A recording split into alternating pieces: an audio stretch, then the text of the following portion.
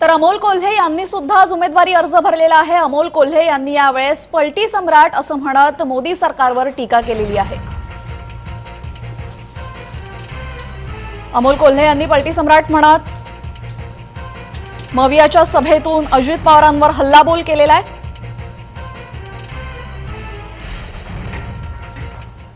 मगाची सचिन भाऊंनी उल्लेख केला, पाहिजे तेवढा निधी देतो पण कचा कचा बटन दाबा।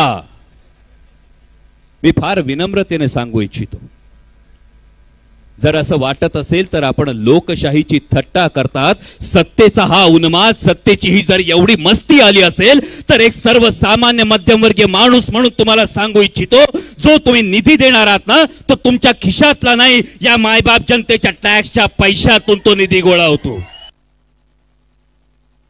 म्हणजे लवंडे साहेब आमच्या बाबतीत तर सुरू झालं, आता नट सम्राट सुरू झालं।